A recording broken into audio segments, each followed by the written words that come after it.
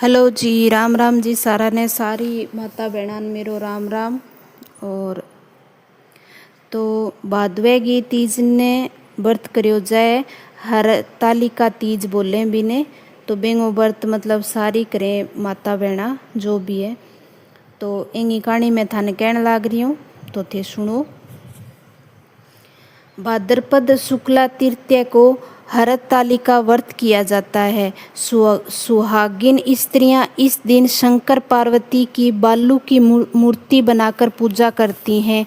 सुंदर वस्त्रों, कदली स्तंभों से घर को सजाकर नाना प्रकार के मंगल गीत व रात्रि में जागरण करती हैं। इस दिन व्रत रखने वाली स्त्रियां स्नान करके नए कपड़े पहन थाली में पूजा की सामग्री रखकर शिवजी और पार्वती जी की पूजा करके प्रसाद चढ़ाती हैं। कहानी सुनने के बाद शिवजी और पार्वती जी को धोती अंगोछा चढ़ाएं, फिर आरती उतारें। पार्वती के लिए एक सुहागन पिटारी व मिठाई चढ़ाएं, फिर ब्राह्मण को धोती और अंगोछा दान दें और सुहागन पिटारी किसी ब्राह्मणी को दे देवें। विवाहित स्त्रियां रुपये 13 मिठाई अपनी सासू जी को देकर उनके पांव लगें और आशीर्वाद प्राप्त करें। इस व्रत को करने वाली स्त्रियां संसार में सुख भोग करके शिवलोक को जाती हैं। तो यह इंगी व्रत की विधि और इब मैं थाने इंगी कहानी कहूँ। कथा। हिमालय पुत्री ने शंकर को पति रूप में पाने के लिए कठिन तपस्या प्रारंभ की। उसी घोर तपस्या के समय नारद जी राजा हिमालय के पास आए और कहा, विष्णु भगवान आपकी कन्या पार्वती के साथ विवाह करना चाहती है।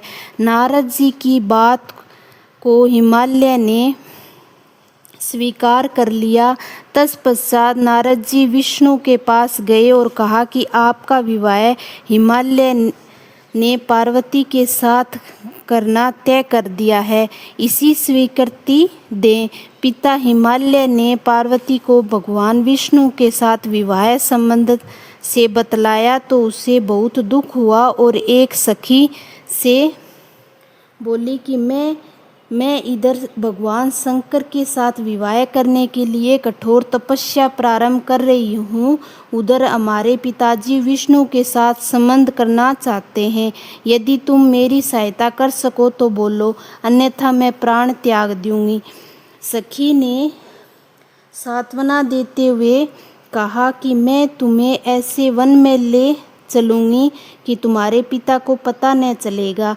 इस प्रकार पार्वती सखी के साथ घने जंगल में चली गई। इधर पिता हिमालय को घर में इधर उधर खोजने पर जब पार्वती को न पाया तो बहुत दुखी हुए। वचन भंग की चिंता ने उन्हें मूर्छित कर दिया।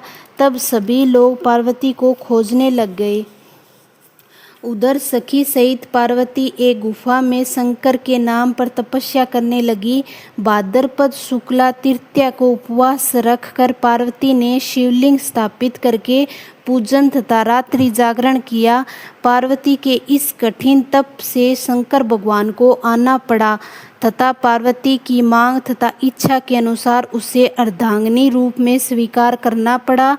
तत्पश्चात शंकर तुरंत कैलाश पर्वत पर चले गए। प्रातः बेला में जब पार्वती पूजन सामग्री नदी में छोड़ रही थी कि हिमालय राजा उस स्थान पर पहुंच गए। वे पार्वती को देखकर रोते हुए पूछने लगे, बेटी तुम यहाँ कैसे आ गई? तब पार्वती ने विवाह वाली प्रतिज्ञा सुना दी।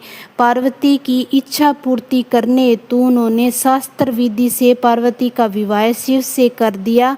सखी द्वारा हरि जाने पर उसका हरितालिका नाम पड़ गया।